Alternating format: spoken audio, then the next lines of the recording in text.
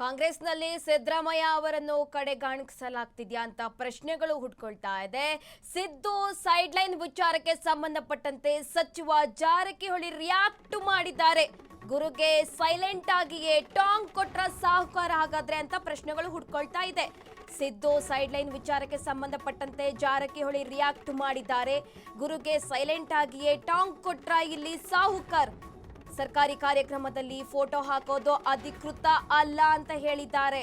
Train ತರ ನಾವು ಕೂಡ ರಾಜಕಾರಣದಲ್ಲಿ ಓಡಬೇಕು. ಸೈಡ್ ಲೈನ್ ಎಲ್ಲಾ ಪಕ್ಷದಲ್ಲೂ ಇರುತ್ತೆ. ರಾಜಕೀಯ ಸಿದ್ಧಾಂತ ಅದು.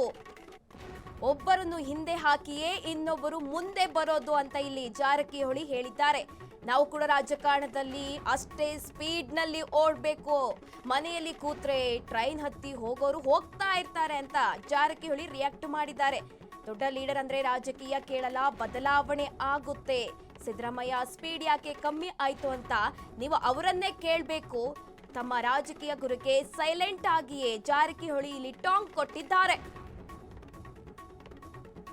ಕಾಂಗ್ರೆಸ್ನಲ್ಲಿ ಸಿದ್ದರಾಮಯ್ಯ ಅವರನ್ನು ಕಡೆಗಣನೆ ಮಾಡಲಾಗ್ತಿದ್ಯಾ ಅಂತ ಪ್ರಶ್ನೆಗಳು ಹುಟ್ಕೊಳ್ತಾ ಇದೆ. ಈ ವಿಚಾರಕ್ಕೆ ಸಂಬಂಧಪಟ್ಟಂತೆ ಸಚಿವ ಸತೀಶ್ ಜಾರಕಿಹೊಳಿ ಅವರು ರಿಯಾಕ್ಟ್ ಮಾಡಿದ್ದಾರೆ. ಇಲ್ಲಿ ಗುರುಗೆ ಅಂದ್ರೆ ಸಿದ್ದು ಅವರಿಗೆ ಸತೀಶ್ ಜಾರಕಿಹೊಳಿ ಅವರು ಸೈಲೆಂಟ್ ಆಗಿಯೇ ಟಾಂಗ್ ಕೊಟ್ರ ಅಂತ ಪ್ರಶ್ನೆಗಳು ಹುಟ್ಕೊಳ್ತಾ ಇರುವಂತದ್ದು. ಯಾಕೆಂದ್ರೆ ಸರ್ಕಾರಿ ಕಾರ್ಯಕ್ರಮದಲ್ಲಿ ಏನು ಫೋಟೋ ಹಾಕ್ತಾರೆ ಅದು ಅಧಿಕೃತ ಅಲ್ಲ. ಅಧಿಕೃತ ಅಂತ ನಾವು ತಿಳಿದುಕೊಳ್ಬಾರ್ದು. ರಾಜಕೀಯದಲ್ಲಿ ನಾವು ಹೇಗಿರ್ಬೇಕಂದ್ರೆ ಟ್ರೈನ್ ಇದ್ದಾಗೆ ಇರಬೇಕು. ಟ್ರೈನ್ ತರ ನಾವು ರಾಜಕಾರಣದಲ್ಲಿ ಓಡಬೇಕು. ಆಗ ಮಾತ್ರ ನಾವು ರಾಜಕೀಯದಲ್ಲಿ ನಾವು ತೊಡಗಿಸಿಕೊಳ್ಳಲು ಸಾಧ್ಯ. ಸೈಡ್ ಲೈನ್ ಎಲ್ಲಾ ಪಕ್ಷದಲ್ಲೂ ಇರುತ್ತೆ. ಅದು ರಾಜಕೀಯ ಸಿದ್ಧಾಂತ ಕೂಡ. ಒಬ್ಬರನ್ನು ಹಿಂದೆ ಹಾಕಿ ಇನ್ನೊಬ್ರು ಮುಂದೆ ಹೋಗ್ತಾರೆ ರಾಜಕಾರಣದಲ್ಲಿ. ನಾವು ಕೂಡ ಅಷ್ಟೇ ಸ್ಪೀಡ್ ಆಗಿ ಇರಬೇಕು ಅಂತ ಇಲ್ಲಿ ಸತೀಶ್ ಜಾರಕಿಹೊಳಿ ಅವರು ಹೇಳಿದ್ದಾರೆ. ಮನೆಯಲ್ಲಿ ಕೂತ್ರೆ ಆಗೋದಿಲ್ಲ, ಟ್ರೈನ್ ಹತ್ಕೊಂಡು ಹೋಗೋರು ಹೋಗ್ತಾ ಇರ್ತಾರೆ. ಹಾಗಾಗಿ ನಾವು ನಮ್ಮ ಸ್ಪೀಡ್ ಏನಿರಬೇಕೋ ಹಾಗೆ ನಾವು ಇರಬೇಕಂತ ಇಲ್ಲಿ ಸತೀಶ್ ಜಾರಕಿಹೊಳಿ ಅವರು ಹೇಳಿರೋದು. ಹಾಗೆ ದೊಡ್ಡ ಲೀಡರ್ ಅಂದ್ರೆ ಅಲ್ಲಿ ಬದಲಾವಣೆ ಆಗಲ್ಲ ಅಂತ ಏನು ಇರೋದಿಲ್ಲ. ಬದಲಾವಣೆ ಆಗೇ ಆಗುತ್ತೆ. ಇದು ರಾಜಕೀಯ.